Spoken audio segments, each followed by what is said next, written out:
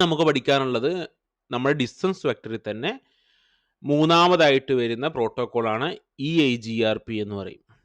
Okay, enhanced interior gateway routing protocol എന്ന് പറയും. എന്താണ് EIGRP എന്നുള്ളത്? EIGRP എന്ന് പറയുന്നത് ഒരു ഇൻഡസ്ട്രിയൽ സ്റ്റാൻഡേർഡ് പ്രോട്ടോക്കോളാണ്. ഇൻഡസ്ട്രിയൽ സ്റ്റാൻഡേർഡ് എന്ന് പറഞ്ഞാൽ സിസ്കോയുടെ റൂട്ടറുകളിൽ മാത്രമല്ല വർക്കാവുക, മറ്റു വെൻഡേഴ്സിൻ്റെ റൂട്ടറുകളിലും സപ്പോർട്ട് ചെയ്യുന്ന ഒരു റൗട്ടിംഗ് പ്രോട്ടോക്കോളാണ് EIGRP എന്നുള്ളത്. EIGRPക്ക് മുമ്പുണ്ടായിരുന്ന റൗട്ടിംഗ് പ്രോട്ടോക്കോൾ എന്ന് പറയുന്നത് IGRP ആയിരുന്നു. IGRPയുടെ അപ്ഡേറ്റഡ് വെർഷനാണ് EIGRP എന്ന് പറയുന്നത്. എന്താണ് റിപ്പ് വേർഷൻ 1ഉം അല്ലെങ്കിൽ റിപ്പ് വേർഷൻ 2ഉം EIGRPയും തമ്മിലുള്ള വ്യത്യാസം? EIGRP കുറച്ചുകൂടി ഒരു ഹൈബ്രിഡ് ആണ്. ഹൈബ്രിഡ് എന്ന് പറഞ്ഞാൽ റിപ്പ് വെർഷനേക്കാൾ വേഗത്തിൽ ടേബിളും മറ്റു കാര്യങ്ങളും അപ്ഡേറ്റ് ചെയ്യുന്ന ഒരു റൗട്ടിംഗ് പ്രോട്ടോക്കോൾ എന്ന് പറയുന്നത് EIGRP ആണ്.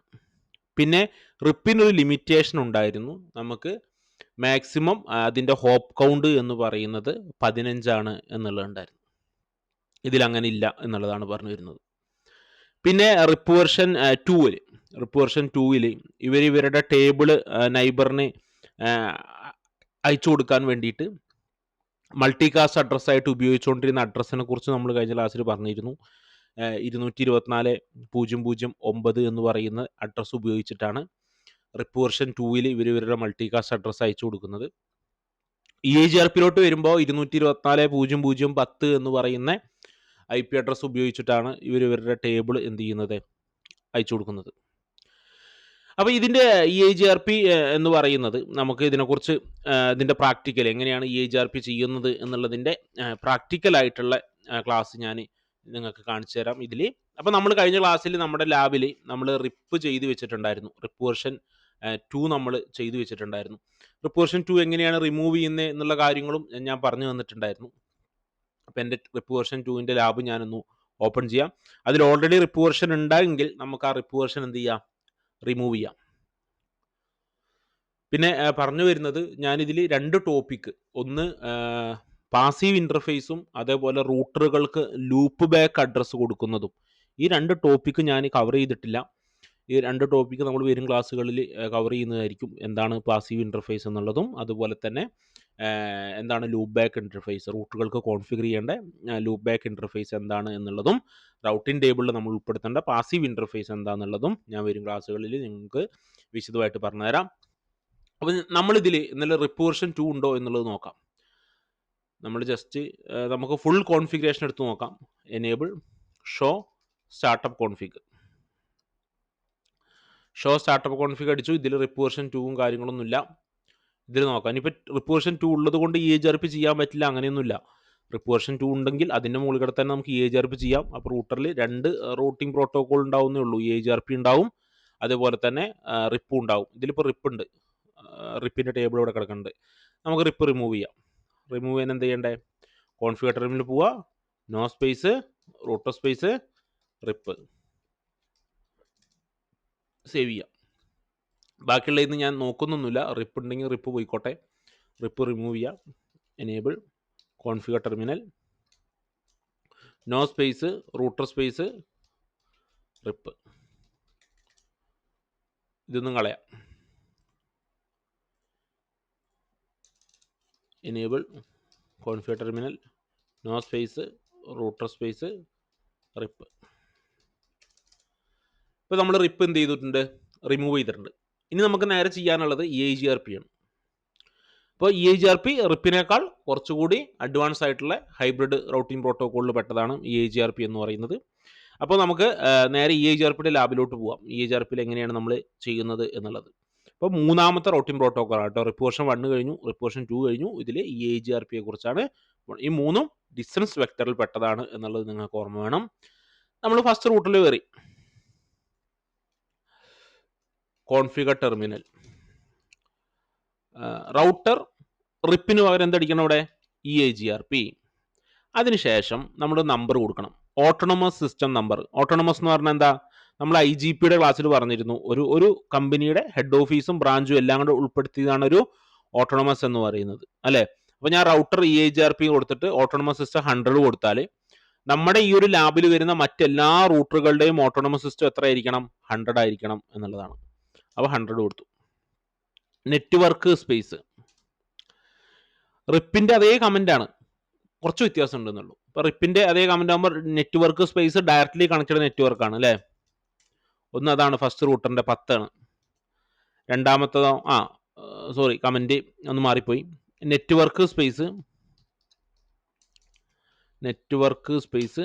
10 കൊടുത്തു സ്പേസ്. ഇനി നമ്മൾ കൊടുക്കേണ്ടത് സബ്നെറ്റ് മാസ്ക് എന്ന് പറയുന്ന അറിയാലോ. ഇപ്പോൾ ഇത് ക്ലാസ് എ ആണ്. 10.0.0 എന്ന് പറയുന്നത് ക്ലാസ് എ ആണ്. ഇവിടെ നമ്മൾ സബ്നെറ്റ് മാസ്കിന് പകരമായിട്ട് വൈൽഡ് കാർഡ് മാസ്ക് ആണ് കൊടുക്കേണ്ടത്. അപ്പോൾ സബ്നെറ്റ് മാസ്ക് എന്താണ്, അതേപോലെ തന്നെ വൈൽഡ് കാർഡ് മാസ്ക് എന്താണ് എന്നുള്ളത് വരും. ഓക്കെ, അപ്പോൾ വൈൽഡ് കാർഡ് മാസ്ക് എന്ന് പറഞ്ഞത് സബ്നെറ്റ് മാസ്കിന്റെ നേരെ ഓപ്പോസിറ്റ് ആയിട്ട് എഴുതുന്നതാണ് വൈൽഡ് കാർഡ് മാസ്ക്. ഇത് എന്തിനാണ് എഴുതുന്നതെന്ന് ഞാൻ പറഞ്ഞുതരാം. ഞാൻ ആദ്യം വൈൽഡ് കാർഡ് മാസ്ക് നിങ്ങൾക്കൊന്ന് പരിചയപ്പെടുത്തി തരാം. ഇപ്പോൾ ഒരു വൈൽഡ് കാർഡ് മാസ്ക്, ഇപ്പോൾ സബ്നെറ്റ് മാസ്കിനെ കുറിച്ച് ആദ്യം എഴുതാം. ഇപ്പോൾ സബ്നെറ്റ് മാസ്ക് എത്രയാണ്? ക്ലാസ് എയുടെ സബ്നെറ്റ് മാസ്ക് എന്ന് പറയുന്നത് ഇപ്പോൾ ക്ലാസ് എ ആണെങ്കിൽ, എ ക്ലാസിൻ്റെ ആണെങ്കിൽ 255.0.0.0 ആദ്യത്തെ ഒരെണ്ണം മാത്രമാണ് നെറ്റ്വർക്ക് ഐ ഡി. ഇപ്പോൾ ബിയിലോട്ട് വരുമ്പോഴോ 255.0.0. സിയിലോട്ട് വരുമ്പോഴോ 255.0. വൈൽഡ് കാർഡ് മാസ്ക് എന്ന് പറയുന്നത് സബ്നെറ്റ് മാസ്കിന്റെ നേരെ ഓപ്പോസിറ്റ് ആണ് വൈൽഡ് കാർഡ് മാസ്ക് എന്ന് പറയുന്നത്. എന്ന് വെച്ചാൽ 255 വരുന്നിടത്ത് 0യും 0 വരുന്നിടത്ത് 255. അപ്പൊ ഇങ്ങനെ വരിക. ഓക്കെ, 255 വന്നിടത്ത് 0 എഴുതി, 0 വന്നിടത്തൊക്കെ 255 എഴുതി. അപ്പൊ ഇതിന്റെയോ 0 ആദ്യത്തെ 2 255, പിന്നെ ഉള്ളത് 2 255. പിന്നെ ഇവിടെ 0 ക്ലാസ് സിയുടേതാ വരിക അല്ലെ. സബ്നെറ്റ് മാസ്ക് നേരെ തിരിച്ചിട്ട് കഴിഞ്ഞാൽ എന്ത് വരും? വൈൽഡ് കാർഡ് മാസ്ക് വരും. എന്തിനാണ് വൈൽഡ് കാർഡ് മാസ്ക് കൊടുക്കുന്നത്? ശരിക്കും നമ്മളിവിടെ വൈൽഡ് കാർഡ് മാസ്ക് കൊടുക്കുന്നത്, ഇപ്പോൾ വൈൽഡ് കാർഡ് മാസ്ക് കൊടുത്തില്ലെങ്കിലും EIGRP റൗട്ടിംഗ് കിട്ടലുണ്ട്. ഇപ്പോൾ നിങ്ങൾക്ക് ഇവിടെ network space directly connected network അടിച്ച് എൻ്റർ കൊടുക്കുക, അടുത്ത നെറ്റ്വർക്ക് റിപ്പിന്റെ അതേ ടേബിൾ ഇല്ലേ, അതേപോലെ അടിച്ചു കഴിഞ്ഞാൽ നിങ്ങൾക്ക് കിട്ടലുണ്ട്. പക്ഷെ എന്തിനാണ് വൈൽഡ് കാർഡ് മാസ്ക് കൊടുക്കുന്നതെന്ന് വെച്ചാൽ, നമുക്കിതില് നമ്മുടെ CCNA IP അഡ്രസ്സിൽ സബ്നെറ്റിംഗ് എന്ന് പറയുന്ന ഒരു ടോപ്പിക് വരുന്നുണ്ട്. സബ്നെറ്റിംഗ് വളരെ ഇമ്പോർട്ടൻ്റ് ആയിട്ടുള്ള ടോപ്പിക്കാണ് സബ്നെറ്റിംഗ്. ഇപ്പം ഈ സബ്നെറ്റിങ്ങിൽ നമ്മൾ ഇപ്പോൾ ഉപയോഗിക്കുന്ന IP അഡ്രസ്സിനെ നമ്മൾ ഡിവൈഡ് ചെയ്തിട്ട് ഒരു IP അഡ്രസ്സിന്റെ റേഞ്ചിന്, ഇപ്പോൾ 10.0.0 എന്ന് പറയുന്ന IP അഡ്രസ്സിനെ നമ്മൾ ഡിവൈഡ് ചെയ്തിട്ട് സെപ്പറേറ്റ് നെറ്റ്വർക്കുകളാക്കും. ഒന്നിൽ കൂടുതൽ വ്യത്യസ്ത നെറ്റ്വർക്കുകൾ ഉണ്ടാക്കാൻ പറ്റും സബ്നെറ്റിങ്ങിലൂടെ. അങ്ങനെ സബ്നെറ്റിങ്ങിലൂടെയുള്ള ലാബുകളെല്ലാം ആണെങ്കിൽ നമ്മൾ റൗട്ടിംഗ് എല്ലാം ചെയ്യുന്ന സമയത്ത് വൈൽഡ് കാർഡ് മാസ്ക് കൊടുക്കണം. EIGRP ഒക്കെ ചെയ്യുമ്പോൾ വൈൽഡ് കാർഡ് മാസ്ക് കൊടുക്കണം. കാരണം നമ്മൾ സബ്നെറ്റ് ചെയ്തു വെച്ചിട്ടുള്ള ലാബാണെങ്കിൽ നമ്മൾ വൈൽഡ് കാർഡ് മാസ്ക് കൊടുത്തിട്ടില്ലെങ്കിൽ ആ ഫുൾ നെറ്റ്വർക്കിനെ ഇവർ അഡ്വർടൈസ് ചെയ്യും, നൈബറിന് അയച്ചു കൊടുക്കും. ഇപ്പോൾ 10.0.0 എന്ന് പറയുന്നത് ഒരു ഫുൾ നെറ്റ്വർക്കാണ്. അതിലൊരുപാട് 10.0.0 എന്ന് പറഞ്ഞാൽ ആദ്യത്തെ മാത്രം നെറ്റ്വർക്ക് ഐ ഡി, ബാക്കിയുള്ളത് ഹോസ്റ്റ് ഐ ഡിയാ. അതിൽ ഉള്ള എനേബിൾ ചെയ്ത എല്ലാ ഇന്റർഫേസിലും റിപ്പ് എനേബിൾ ചെയ്യും. അത് നിങ്ങൾക്ക് കൺഫ്യൂഷൻ ആവണ്ട, ഞാൻ സബ്നെറ്റിംഗ് എടുക്കുമ്പോൾ ക്ലിയർ ചെയ്ത് തരാം. അല്ലെങ്കിൽ ഞാനിപ്പോൾ പറഞ്ഞു കഴിഞ്ഞാൽ നിങ്ങൾക്ക് അത് ക്യാച്ച് ചെയ്യാൻ ഭയങ്കര ബുദ്ധിമുട്ടായിരിക്കും. ഇപ്പം നിങ്ങൾ ഇത്രയും മാത്രം മനസ്സിലാക്കി നോക്കുക. നെറ്റ്വർക്ക് സ്പേസ് ഒന്ന് 10.0.0 എന്ന് പറയുന്ന നെറ്റ്വർക്കാണ്. അതിന്റെ സബ്നെറ്റ് മാസ്ക് എന്താ വരിക? ഒരു 255 3 0 വരിക. ക്ലാസ് എ ആണല്ലോ. അത് നേരെ തിരിച്ചിട്ട് വൈൽഡ് കാർഡ് മാസ്ക് ആക്കി മാത്രം ഇപ്പൊ അത്ര മാത്രം മനസ്സിലാക്കി വെച്ചാൽ മതി. ഞാൻ നേരത്തെ പറഞ്ഞ കാര്യങ്ങളൊക്കെ വിടുക, ഇത്രയും കാര്യങ്ങൾ മാത്രം മനസ്സിലാക്കി വെക്കുക. സബ്നെറ്റ് എത്തുമ്പോൾ ഞാനത് ക്ലിയർ ചെയ്ത് തരാം. അപ്പോൾ 255.0.0 വരുന്നിടത്ത് 0 255 255 255.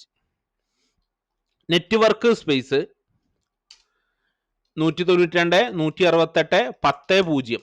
അത് ക്ലാസ് സി ആണ്. 3 255 ഒരു 0 വരണ്ടേ. അപ്പൊ നമുക്ക് 3 0യും ഒരു 255 കൊടുത്തു. അടുത്തത് network space 192 168 40.0. 192 168 40.0. 000 255. No auto summary. ഇതിനും നോ ഓട്ടോ സമ്മറി ചേർക്കണം.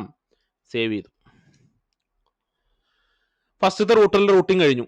രണ്ടാമത്തെ റൂട്ടറിലോട്ട് പോവാം. രണ്ടാമത്തെ റൂട്ടറിൽ നേരെ കോൺഫിഗർ ടെർമിനലിൽ പോകുന്നു. Router EIGRP 100 network space directly connect ചെയ്ത നെറ്റ്വർക്ക് 120 അതിന്റെ വൈൽഡ് കാർഡ് മാസ്ക് 255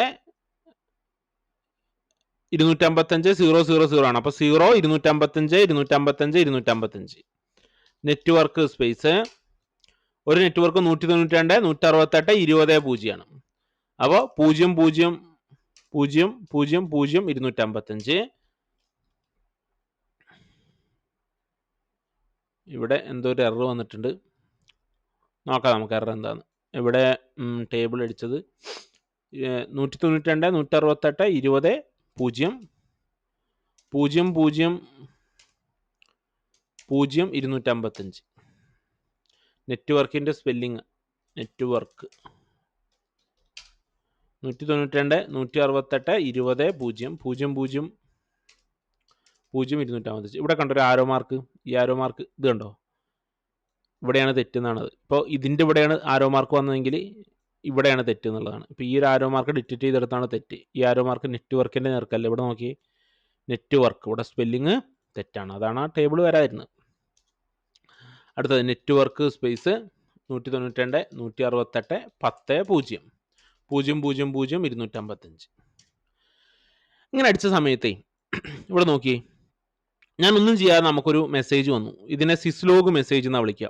സിസ്ലോഗ് മെസ്സേജ് എന്താ? സിസ്ലോഗ് മെസ്സേജ് നെറ്റ്വർക്കിൽ ഉണ്ടാകുന്ന എന്തെങ്കിലും ചേഞ്ചസ്. ഇതേപോലെ ഇപ്പോൾ നെറ്റ്വർക്കിൽ ഇപ്പോൾ എന്ത് ചേഞ്ച് ഉണ്ടായെന്ന് വെച്ചാൽ നൈബറിൻ്റെ ഒരു അഡ്ജസൻസി മെസ്സേജ് ആണ് ഇപ്പോൾ ഈ വന്നിരിക്കുന്നത്. കണ്ടോ, അഡ്ജസൻസി എന്ന് പറഞ്ഞാൽ അയൽക്കാരനായി.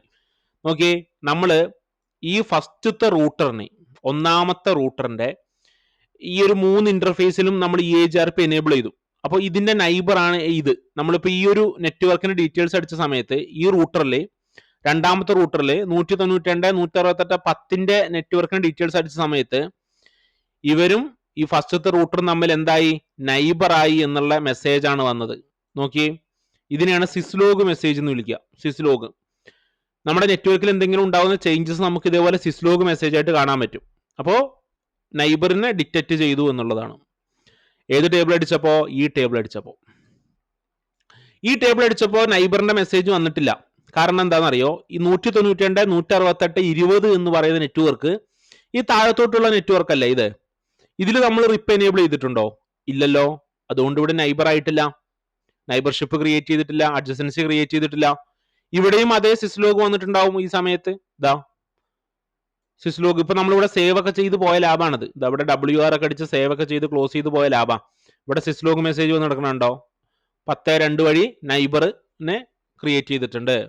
അപ്പൊ ഇവർ രണ്ടുപേരും ഇപ്പൊ നൈബറായി. ഇനി ഞാൻ ഇതിൽ റിപ്പ് ചെയ്തിട്ട് ഈ ഒരു ഇന്റർഫേസിൽ നമ്മൾ റിപ്പിന്റെ ടേബിൾ അടിക്കുന്ന സമയത്ത് റിപ്പിന്റെ കോൺഫിഗർ ചെയ്യുമ്പോൾ ഈ ഒരു ടേബിൾ, ഈ ഒരു നെറ്റ്വർക്കിനെ കോൺഫിഗർ ചെയ്യുമ്പോൾ ഇവിടുന്ന് അതേപോലെ എന്ത് വരും?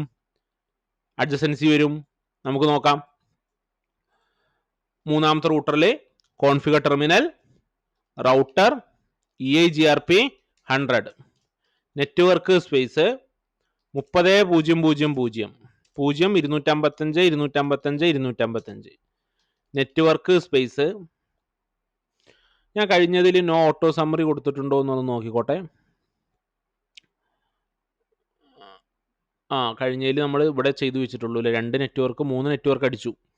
നോ ഓട്ടോ സമ്മറി അടിക്കട്ടെ, സേവ് ചെയ്യട്ടെ. ഇത് മുകളിലത്തെ നെറ്റ്വർക്ക്, ഈ റൂട്ടർ ആട്ടോ. ഇതിലാണ് കമന്റ് ഫുള്ള് കംപ്ലീറ്റ് ആക്കി ഉണ്ടായിരുന്നില്ല. ഓക്കെ, അപ്പോൾ ഇതിൽ നെറ്റ്വർക്ക് സ്പേസ് 192 168 30 0 കൊടുത്തു, 0 0 0 255 കൊടുത്തു. Network space 192 168 20 0 0 0 0 255. ഇപ്പം അഡ്ജസൻസി ക്രിയേറ്റ് ആവും, കാരണം നൈബറിനെ ഡിറ്റക്ട് ചെയ്യും. എൻ്റർ കൊടുക്കുക.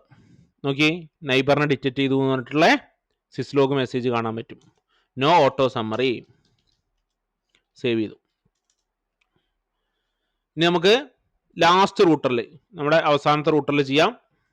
അപ്പോൾ ലാസ്റ്റ് റൂട്ടറിൽ നമ്മൾ പോയി enable configure terminal router EIGRP 100. ഇതിൽ 2 സിസ്ലോഗ് മെസ്സേജ് വരും. ഒന്ന് ഇവിടെയുള്ള നൈബറായി എന്നുള്ളതും ഇവിടെയുള്ള ആയി എന്നുള്ളതും കാണാൻ പറ്റും. നോക്കാം നമുക്ക്. നെറ്റ്വർക്ക് സ്പേസ് ഒന്ന് 40, 000 255 അല്ല 255 അവിടെ 0, ബാക്കിയുള്ളതൊക്കെ ഓക്കെ. നെറ്റ്വർക്ക് സ്പേസ് 192, 168, 30, 0 ഒരു അഡ്ജസൻസി വന്നു. നെറ്റ്വർക്ക് സ്പേസ് 192, 168, 40, 0 അടുത്ത അഡ്ജസൻസി വന്നു. 2 വന്നു, കാരണം ഇവിടെ ഒരു നെയ്ബറും ഇവിടെ. ആ അഡ്ജസൻസി ഒക്കെ ഇവിടെ വന്നിട്ടുണ്ടാവും. ഇതിൻ്റെ വന്നിട്ടുണ്ട്. അതേപോലെ തന്നെ ഇവിടെ നോക്കി, ഇവിടെ നമ്മൾ ഇവിടുത്തെ ടേബിൾ അടിച്ച സമയത്ത് ഇവിടുത്തെ അഡ്ജസൻസി വന്നിട്ടുണ്ട്. അങ്ങനെ എല്ലായിടത്തും ആ ഒരു നൈബർഷിപ്പ് ക്രിയേറ്റ് ആയിട്ടെന്നുള്ള സിസ്ലോഗ് മെസ്സേജ് എന്ത് ചെയ്യാൻ പറ്റും, കാണാൻ പറ്റും. നോ ഓട്ടോ സമ്മറി സേവ് ചെയ്തു. ഇനി നമുക്ക് പിങ് ആവുന്നുണ്ടോ നോക്കാം. സ്വാഭാവികമായിട്ടും പിങ് ആവും.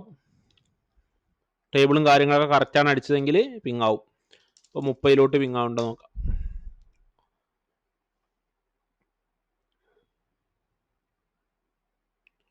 പിങ് ആവുന്നുണ്ട്.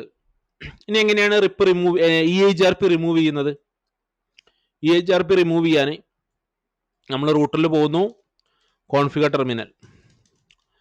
അതിന് മുമ്പ് ഞാൻ നിങ്ങൾക്ക് ടേബിൾ ഒന്ന് കാണിച്ചു തരാം. ഷോ നമുക്ക് സ്റ്റാർട്ടപ്പ് കോൺഫിഗ് അടിച്ചു കഴിഞ്ഞാൽ നമുക്ക് നമ്മുടെ ടേബിൾ കാണാം. റൗട്ടർ EHRP 100 ഇതായി ടേബിൾ. നിങ്ങൾക്ക് ഈ ടേബിളിൽ ഒരെണ്ണം മാത്രമാണ് റിമൂവ് ചെയ്യേണ്ടത്. ഇത് മാത്രമാണ് നിങ്ങൾക്ക് റിമൂവ് ചെയ്യേണ്ടതെന്ന് വിചാരിക്കുക. എന്ത് ചെയ്താൽ മതി? നേരെ കോൺഫിഗർ ടെർമിനൽ പോവുക, router EHRP 100, no space, network space 192, 168, 40, 0 okay.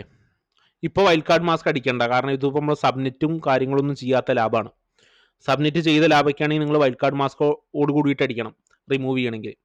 Wild card മാസ്കോട് കൂടിയിട്ട് നമുക്ക് റിമൂവ് ചെയ്ത് പഠിക്കാം. ഇപ്പോൾ ഇത് എത്രയാ? വൈൽഡ് കാർഡ് മാസ്ക് എത്രയാ?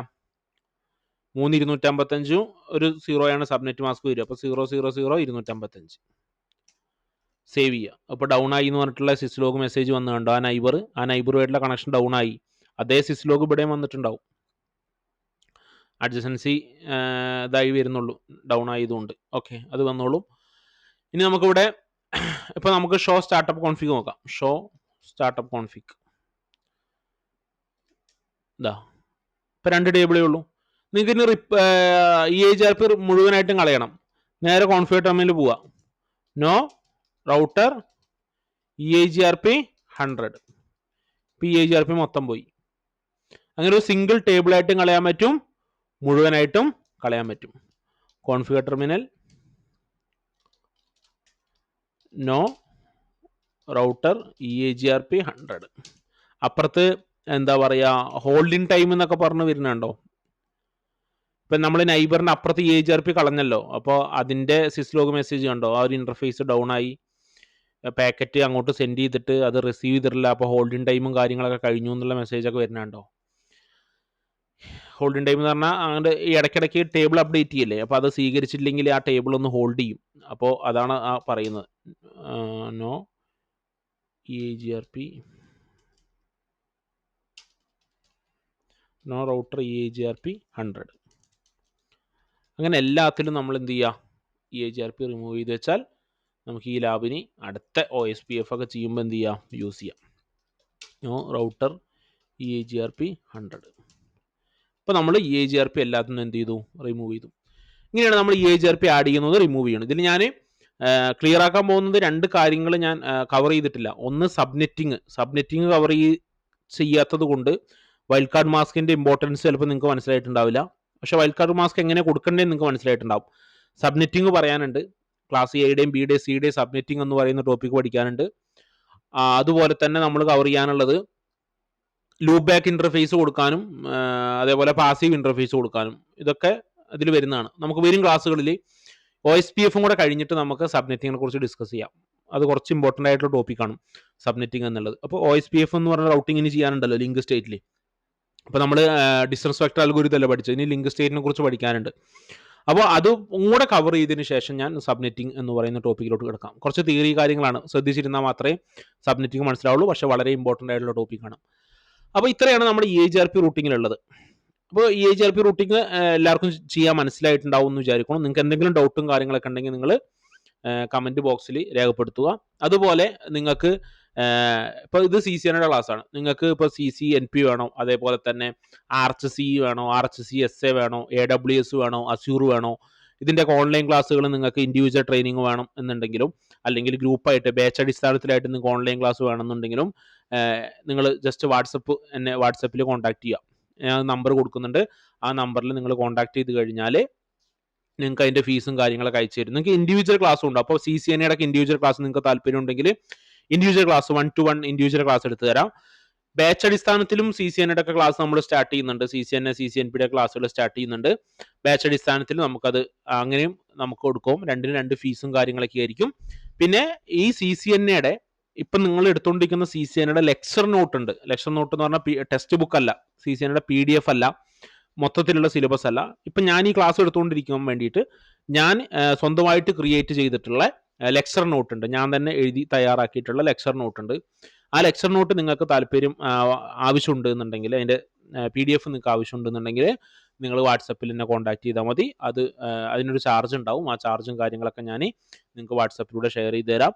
നമുക്ക് അടുത്ത ക്ലാസ്സിൽ പുതിയ video distance vector routing protocol കഴിഞ്ഞതുകൊണ്ട് ലിങ്ക് സ്റ്റേറ്റ് റൗട്ടിംഗ് പ്രോട്ടോകോളിലെ OSPF-നെ കുറിച്ച് നമുക്ക് പഠിക്കാം. അപ്പോൾ ഈ ഒരു നെറ്റ്വർക്കിംഗ് പഠിക്കാൻ താല്പര്യമുള്ള നിങ്ങളുടെ ഫ്രണ്ട്സിന് ആർക്കെങ്കിലും ഉണ്ടെങ്കിൽ നിങ്ങൾ ഈ ചാനലൊന്ന് റെക്കമെൻഡ് ചെയ്ത് കൊടുക്കുക. നമ്മുടെ ഈ ചാനലിൽ ഇപ്പോൾ CCNA സ്റ്റാർട്ട് ചെയ്തിട്ടുള്ളൂ. ഭാവിയിൽ നമുക്ക് മറ്റ് ക്ലാസ്സുകളും നമ്മൾ ചെയ്യാനായിട്ട് പ്ലാൻ ചെയ്യുന്നുണ്ട്. നമുക്കപ്പോൾ നാളെ പുതിയൊരു വീഡിയോ ആയിട്ട് നമുക്ക് കാണാം.